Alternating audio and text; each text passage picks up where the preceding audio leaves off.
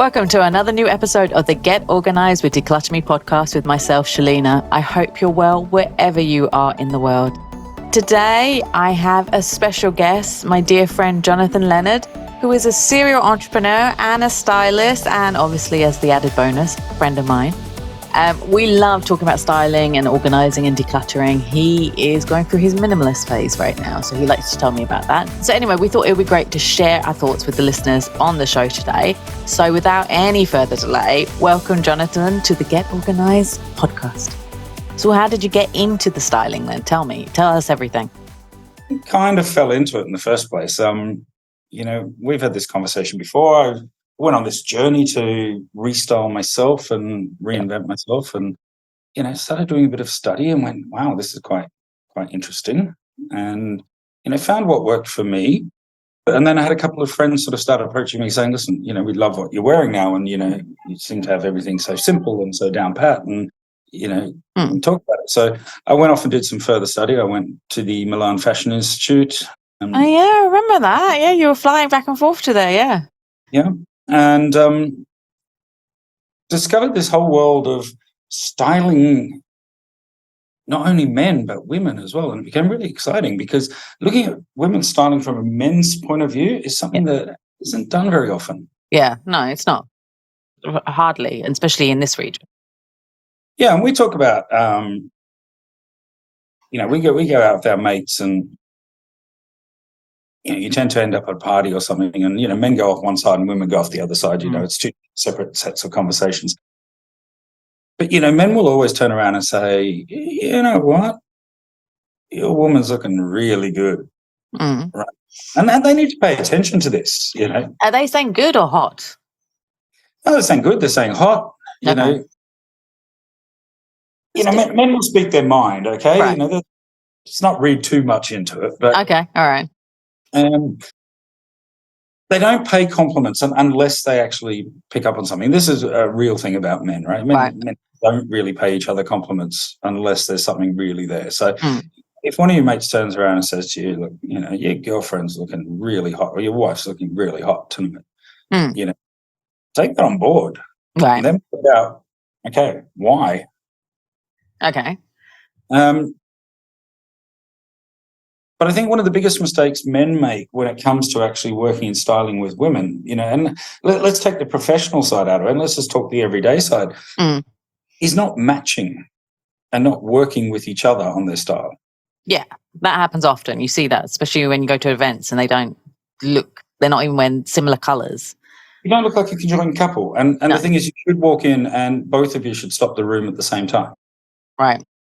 And so that's why it's really important for men to get involved in styling as well and having some input, outside of the professional realm, just in a day-to-day, and saying, listen, look, that looks super great on you. Or my mates say, you look fantastic when you wear something like that. And then what do I have that complements what you're wearing? How can we both walk into the room and turn heads?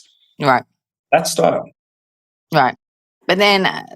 okay, then we'll have to talk about how they need to work together and go to shops together or look at each other's wardrobes, which I'm sure most couples don't do. They don't look at each other's stuff. They'll know what stuff they have if they wear the things, or they'll know the everyday things that they wear. They don't know what each other have, right? I think it's more traditional that women will sort of lay out something for the man and say, okay, I've pulled out what you're going to wear tonight. Yeah. And men just go, oh, okay, and put it on. But it's different for a man, and in these days, let's talk equality, let's talk, there's nothing wrong with the man sort of choosing what he wants to wear and then saying, hey, listen, that outfit looks really great on you. It complements what I'm wearing. What do you think? Right. Okay. That's something that men have to think they can go to the next step and be more assertive, I suppose, in what they're wearing and what they think their wife should wear. More if awareness. It complements. More awareness. But you say that, but I know I've had clients where, especially women who need help with styling and they've called out and asked for help with styling, they've had husbands who do the shopping for them. So they'll go away, you know, they go on business trips and they'll see something and buy it. And I see often clothes that we end up decluttering that are just not stylish. You know, they're not stylish. They don't suit the person. So what do you do in those instances with husbands who are doing that? You know, they want their women to wear, I don't know, flowery dresses and smocks and look all girly, but that's not her style, you know. The choice of gifting off the rack. Yeah. You know, number one, and I've always said this, fashion is what you buy, style is how you wear it. Right. Yeah. There is nothing wrong with buying something great off the rack.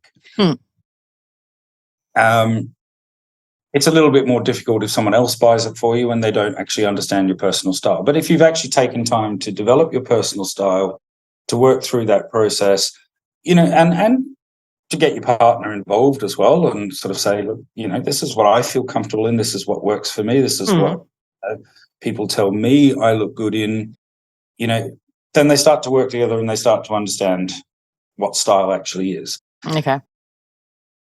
One of the big problems that in this scenario that you just put out is, men see something hanging on the rack or on a mannequin that's, you know, the perfect shaped figure, because we all know mannequins are dimensionally proportionate. Yeah. And not realistic proportionate. Yeah. And so they pull it off the rack and, you know, they go, okay, well, I know my wife is a size 10 or a size 12, so I'll buy that. Yeah. And I bring it back and they put it on and they're supposed to look fantastic in it. There's no reason why they can't.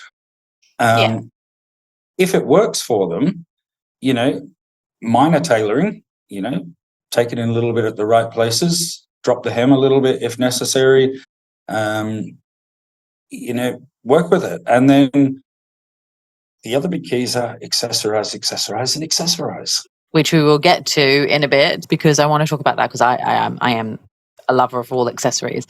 But let's talk first about how you can incorporate fashion trends into your wardrobes, because, you know, we all have a style, but there is fashion. Fashion comes in and out. There are the stores like Zara and stuff that will have the fashion trends. So how can you get that into your wardrobe without messing up your style?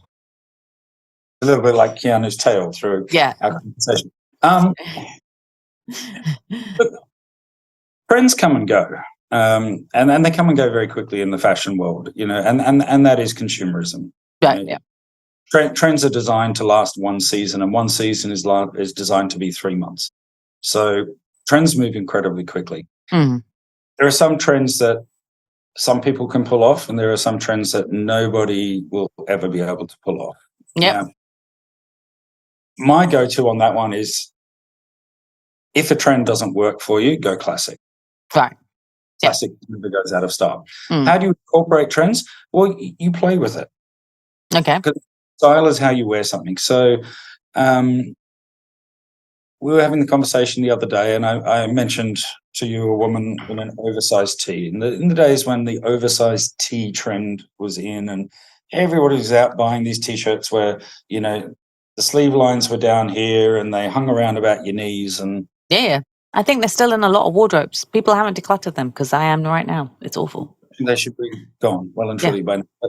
But, you know, it was a trend. And so this particular client went and purchased a few simply because all the other mothers were wearing it. And so when they caught up with the kids, you know, they wanted to look trendy and they wanted to fit the trend. But she was very thin, tall, pale, and honestly, every time she put one on, she looked like a scarecrow. Okay. And you told her that, didn't you? I did tell her that. Yeah. Nobody else had the guts to actually say that. Yeah. And I also said to her, well, how do you feel when you're actually wearing this? And she's like, it's so uncomfortable. She's like, I feel like I'm this stick swimming in this huge thing. I'm like, well, why did you buy it? She's like, because everyone else is wearing it. It's like, well, just because everyone else is wearing it, you know, doesn't mean you have to. But so then we played with it. And so we took the hemline up a little bit, because, still playing with the oversized shape, took the hemline up a bit that suited her body length, took the sleeves up slightly, managed to just bring it in a little bit at the collar. Right. I've had them tailored and they look fantastic. So this is the thing. You can play with current trends. Right. But you need to be able to work it to body type, shape, and situation, and not just go off the rack and think, okay, just because that's hanging in Zara and this is the current trend and every person in, the PTA is wearing it, I need to wear the same thing. But everybody has different shapes, and I mean, I know that I'm curvy. How do you know what shape you are? I mean, obviously it's obvious for me that I'm curvy because I've got curves. But what are the other pair? There's pear shape. I can never understand what pear shape is. So pear shape is sort of when you're a little bit narrow at the shoulders, Right. and the hips come out wider. So basically, you end up looking like a pear. Right. The other one is square. Okay. And that's effectively where shoulders and hips are basically at about the same point. Right. Now, one of the problems with square is even though you may taper in at the waist, a lot of garments that are cut for square shape basically hang from the shoulders directly to the waist. So you end up looking like SpongeBob SquarePants. Right. Okay. So those kind of t-shirt dresses are really not good because they're not good. Then, well, again, saying they're not good. This is where tailoring comes in. Okay, you can still purchase these things. You can still follow current trends. All you need to do is just to invest a little bit in having them adjusted to suit your body shape. And that's one of the things we do in styling. The first thing we do is we look at body shape immediately. Right. Yeah. We go through a process of having a client put on 2 or 3 outfits that they absolutely love wearing, that they've had compliments in, that they feel good in. And that immediately gives us a benchmark to start with of, okay, what works? Okay. Then we get them to do the opposite. It's scary. Go put 3 things on out of your wardrobe that you've barely ever worn because you don't feel comfortable in it. Right. Okay. So body shape is important, and it is important to understand your body shape, but it's also important to know how to complement your body shape. Right. We know the traditional rules that, for example, if you're a wider person, you don't wear horizontal stripes. Okay. So that's what you mean by complementing then? Yeah.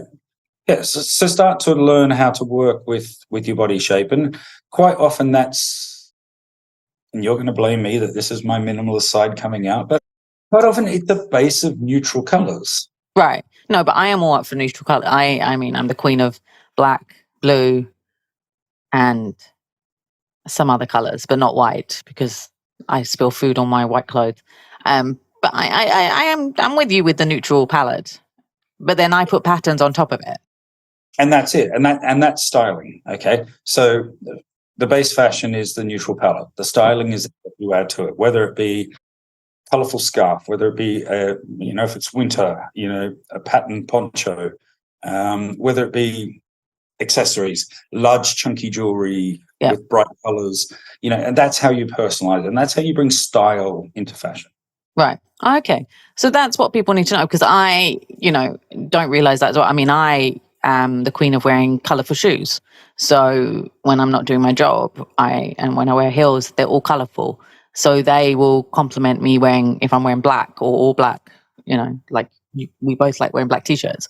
Then that complements with that and it brings a bit of spark and people are always like, oh my God, you look great. And it's like, all I put on were like red shoes or purple shoes or something, So a quick example. I mean, if we're just looking at you right now, and you've got fine silver jewelry on, and it's lovely for the podcast. And let's say 10 minutes later you had to run out to meet friends for drinks.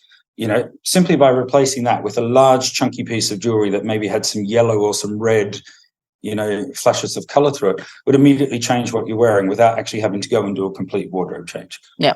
Yeah. So this is another thing that we look at when we do styling is, how to transition wardrobes, from different events to different functions from day to night, without having to go out and buy 30 more pieces of clothing. Yeah. And I think this is the thing we need to talk about today is how to, let's talk about capsule wardrobe because that's the key thing, isn't it? Having a capsule wardrobe that you can then, you explain it. Explain the capsule wardrobe because you love talking about the capsule wardrobe. I live with capsule wardrobe. He does. I do. Capsule wardrobes are simply where you have the basic items of everything that are in neutral colors that intermix completely across the wardrobe. So like what's the basic items? Look, if are we talking men, we're talking women, because they're different. I mean, Okay. they kind of come in the same. I mean, if we say men, and I say a quick basic capsule wardrobe would be dark denim jeans, light denim jeans, maybe 2 pairs of chinos, one in maybe navy blue or beige or olive green, a couple of t-shirts in black, white, grey or olive green that intermix with any of those colours, a light cardigan in a neutral colour, obviously a white Oxford shirt or a blue Oxford shirt that you can pull on for sort of more semi-formal occasions, pair of brown brogues, maybe some dark brown or black suede slip-ons. That's a capsule wardrobe. That's something that you can go to and within 5 minutes pull an outfit together because everything matches. You and I have spoken about this before. My wardrobe, I can pack for a week away in like 10 minutes. Yeah. Because everything mixes. For a woman, it's slightly different because you want to have a little bit more style. So for a woman, the capsule wardrobe's a little bit bigger. You want your everyday go-tos, which, might be like your T-shirts and your pants or your skirts that, again, you keep in neutral colors without patterns, right, that can intermix amongst each other. You then want something slightly more formal, so some nicely tailored blouses, maybe even button-up shirts if that's your thing. Or trousers as well. You need a nice black dress and black trousers, I think, are essential. Or navy blue, something that just intermixes nice and easily, and then you move through to the other little section of your wardrobe, which is your classic little black dress, or a couple of classic little black dresses that can mix and match from different occasions and be accessorized in different ways. That's a capsule wardrobe, okay? You can intermix every single thing that you have and know that they will work with each other. So you can take a white blouse and mix it with blue denim shorts, and you know that it works. You can take, a blue skirt and mix it with a white T-shirt and know that it works. Yeah. Right? So everything crosses over. So capsule wardrobes are a basic. When we step outside of that and we start to talk about styling, that's where we come into the wonderful world of accessorizing. Okay. All right. So let's talk about accessories then. So, because I have core pieces. I don't have too many accessories except for shoes and handbags. But anyway, so tell us, accessories, what are the key things that you should have? I mean, if we're considering that you have a capsule wardrobe and you don't want to have a lot of clutter in your closet, what are the key things you should have as accessories to go with that capsule wardrobe? Yeah, look, okay. So if I was asked to keep it as minimal as possible for somebody, it is you. No apologies. Yeah. The first thing I'd say is a pair of white trainers. Oh. Okay, versatile. They'll go with absolutely everything. They're great for slipping on with a pair of jeans or a pair of shorts to go pick up the kids or go to a PTA meeting or park day or walk the dog, etc. So number one is a pair of white trainers. Okay, I'm going to make a note of this because I don't have one pair. Now, they don't need to be all white. They can be white with a little touch of color in them. It's a totally personal thing. So bringing a little color in is okay. The second thing is a very personal choice when it comes to shoes, and it's what a woman feels most comfortable in. But whether it's flats, whether it's pumps, but choosing some colors that complement you, that you can throw on with those neutral colors and just add that little bit of lift. Yeah. Well, I find metallics work well. I wear a lot of silver. I have a lot of silver shoes, and that gives style. Makes it stylish and classic, but cool. Yeah, but some women love pink, right? And that's great. Pink's a very versatile color. You can throw it on with black. You can throw it on with navy blue. You can throw it on with denim. Pink works exceptionally well. Red can be a little bit more tricky. It's a little bit more of a nighttime color to step out in. I wear it all the time.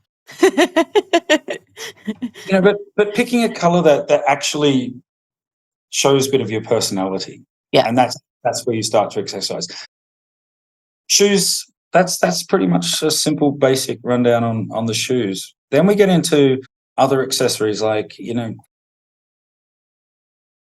beautiful thing about this is you have listeners around the world, so we don't just, we're sitting here in Dubai at the moment, Yeah. temperature up around 37 degrees. The thought of me saying, chuck on a shawl, a scarf, or a poncho probably sends shivers through the spines at the moment, or hot flushes. But, there are very light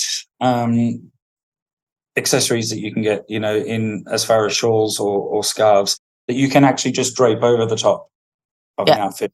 They have some color and have some pattern and automatically bring a lift into that neutral palette. And again, picking those colors that complement you and show off personality. But that's like having a Hermes scarf. Like French people, very classy. They have the scarf to put around, and they just add it. But I mean, I've never been able to do that. But it just doesn't suit me. But that's what you mean as well, right? To just have a little pop of color and. Yeah. Is it necessarily worn as a scarf? Is it maybe just draped over your shoulders just to add a bit of pop, a bit of colour? Right. That's one option. Winter's a wonderful time. I mean, ponchos hide everything. Ponchos just make me think of Ugly Betty. Those like big Mexican. No, there are very stylish ponchos out there. Really? Traditional style. There are some very modern ones out there, some absolutely beautiful things. I was actually at dinner with a friend last night who was wearing a poncho, and it was black and bronze gold stripes and with white, and it was absolutely stunning. Right. She was wearing an all black jumpsuit underneath. She looked amazing. She looked $1 million just by that little touch of bringing that bronze gold, over the top, that bit of white. And the right accessories. She's a client of mine, so we've done some work on a wardrobe. Right. Okay. So you worked well with that. But then that black jumpsuit is another thing that I think I've got one black jumpsuit. That's my actually one jumpsuit, but that's perfect. That goes with everything, day and night. So super incredibly versatile. I mean, chuck it on with a pair of white trainers during the day, and some light jewelry. Go pick up the kids, go out for lunch, whatever. You don't even have to go home, have a pair of nice heels in the car, a scarf or some chunky jewelry to accessorize it, and you can step from lunch into dinner cocktails. Yeah. No, that's true. That's true. And it's the same with the classic little black dress, and that's why they've always called it the classic little black dress. Yeah, and I'm just thinking if I have black dresses, because I have a lot of black, but I'm just thinking if it's classic. I don't think it is. We need to go shopping, I think. Yeah, I need to go shopping with you. Anyway, so let's talk about jewelry now. Like you talk about chunky jewelry. I used to be a chunky jewelry girl. Now I am more a delicate kind of girl, as you can see. But yeah, what's your thoughts? What kind of jewelry do you think we should have? Again, it depends on personal taste and personal budget. Let's be honest. I mean, if you've got the wonderful rich husband who showers you in the big diamond necklace, by all means, flaunt it. Or father. Or father. Yeah. Or brother, or whatever. Flaunt it, wear it. When we say chunky jewelry, I'm not talking, great big things. It might be, a piece with like a nice stone attached to it.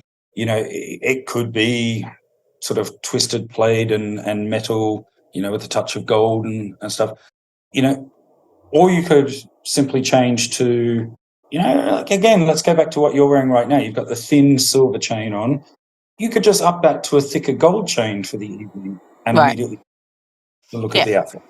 Yeah. So accessorizing with jewelry, it can be large rings, it could be bracelets, I do like a bracelet. Yeah. I've even had clients who, have multiple, they love their Apple Watch or, whatever their Fitbit watch, but they have different colored bands. Yeah. It's a matter of swapping the band for the evening and highlighting a little bit of color in the outfit. So accessorizing with jewelry is huge. Yeah. And like the watches now, it's so easy. I mean, I've bought straps from Amazon, like for 6 dirhams. And I've bought, because I wear them for work. So I need different ones because of the sweat and everything. But for not much money, you can get cool straps to use and play around with your outfit as well, right? But not too much because you don't want clutter, obviously. But like you said, you like simple jewelry. So if you were stepping out and let's say, for example, you replace your necklace with a larger, thicker gold necklace, Maybe you're wearing a pair of pink pumps, and if you've got like a complementary coloured band, immediately you bring the outfit into uniformity. Right. Okay, awesome. So, and then the same for earrings, because I mean, I'm all for the simple earrings, but you can get chunky, but Again, you can't have chunky and chunky. You have to have one or the other, right? Or is that too classic? You need to have balance. Right. You need to have balance. So if you're going to wear something very chunky and heavy around the neck, then you thin it down on the ears. Otherwise, you look rather top heavy as you go out. Yeah. If you've got really large, I saw a pair the other day that absolutely impressed me. They were about this long diamond square earrings that were just absolutely amazing. That were thin, that were matched with a very thin diamond necklace. That works perfectly.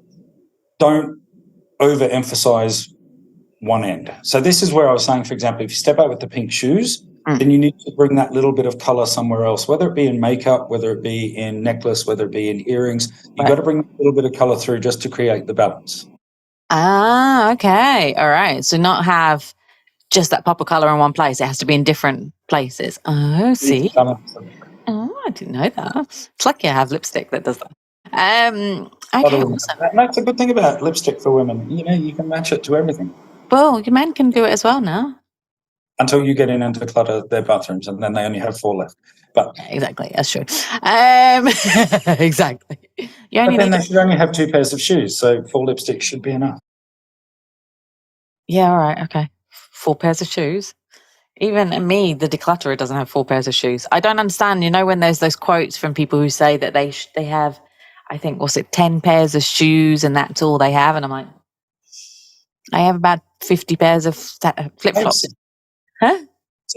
6 shoes? You didn't before, like when I first met you. 6 pairs of shoes. You're a man. It's fine. You don't need to have many.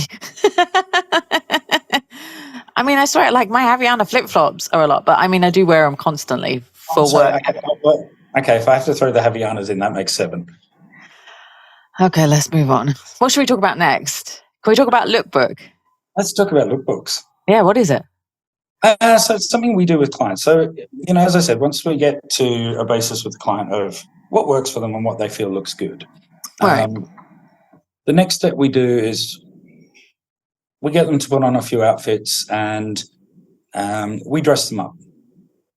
So like we were saying, we'll take the first outfit and we'll say, okay, how can we wear this during the day? Right.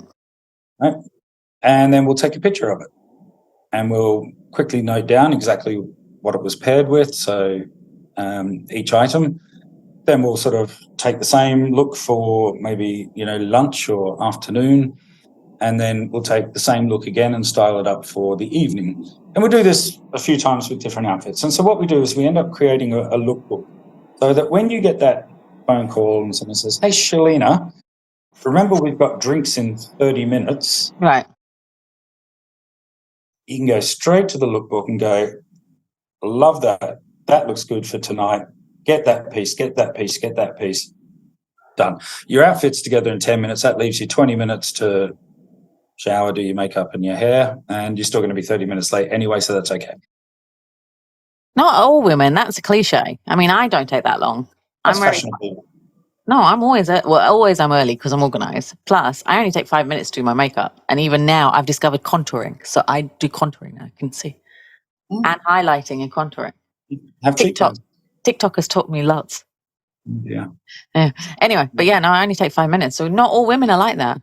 No, but the simple thing about a lookbook is actually having some go-to looks that you can pull out very quickly. Or if, you like to declutter, I like to be a minimalist, but some people like to hang on to things, and they still stand in front of their wardrobe and they go, I have no idea what to wear. Yeah, that happens a lot. It comes in. You can flick through and you can go, oh, that's right. That felt absolutely amazing. I'm grabbing that. But then that means that they're only wearing those outfits that are in the lookbook and not wearing all these other things, right? Or they're finding inspiration with the other things? finding inspiration. I've had a number of clients who have come back to me and said, look, I opened my lookbook and, I picked a particular outfit, but then, oh, here's a picture of me tonight because I changed it. Right. They're finding inspiration from it. They know what works. They know what looks good on them. So they're finding the basic pieces, but then playing around with it and having a bit of fun. And then creating their own lookbooks, because by snapping that picture, the first thing I say to them is put that in the next page of your lookbook. Right. Okay. Enjoyed it, right?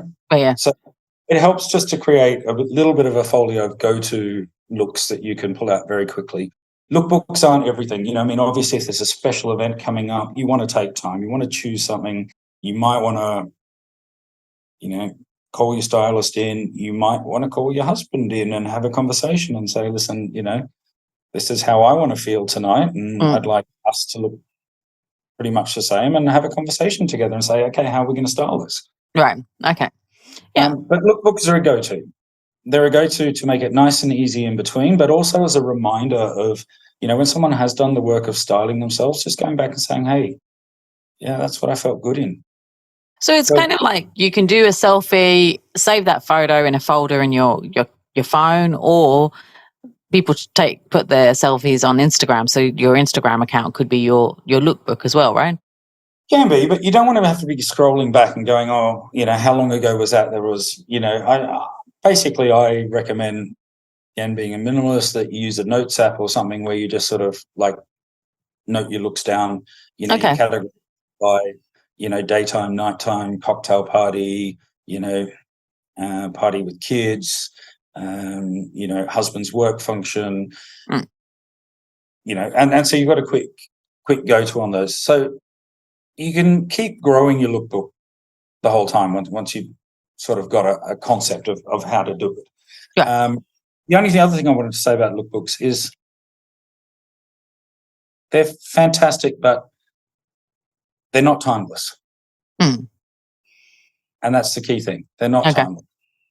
As we say, trends do change, styles change, events change, seasons change.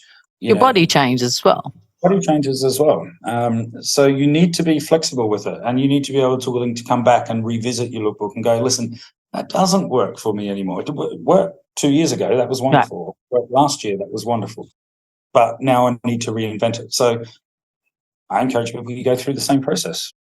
Yeah, and when I do declutter closets, like, people say, what do you think? And I'll be like, yeah, this was from the 2000s when Britney was cool. Then like there'll be things that are just not, they might have been classic at the time, but they're not cool anymore, certain tops and stuff.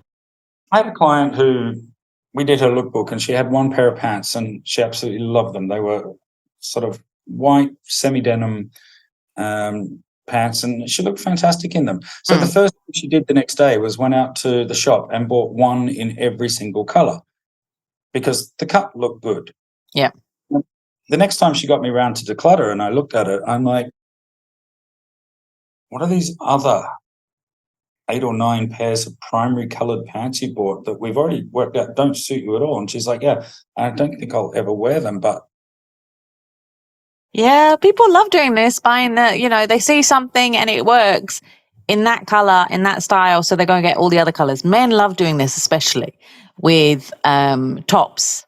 They get every color. Like they've gone shopping once a year and they just go mental and just get every single color, and like some of the colors just don't suit their skin tone.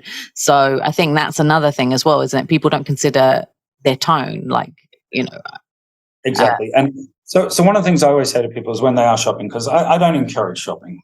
Okay? I encourage working with what you've got. Okay, every now and then, yes, you do need to go and buy something. But, when shopping, I encourage people with 2 rules. If it's under 300, picture in the dressing room and wait 3 days. Okay. Have a look at that picture over the next 3 days. And if after 3 days you still go, yeah, I really like those, go back and grab them. Right. If it's over 300, wait 30 days. Wow. And how about if it disappears? Then it wasn't meant to be. That's tough, especially when it's like something on the outnet. Actually, no, what am I talking In your about? closet and then I leave polish it. to the clutter, and here's all these clothes that still have the tags on them because you've never actually worn them, just because you didn't want to miss that sale.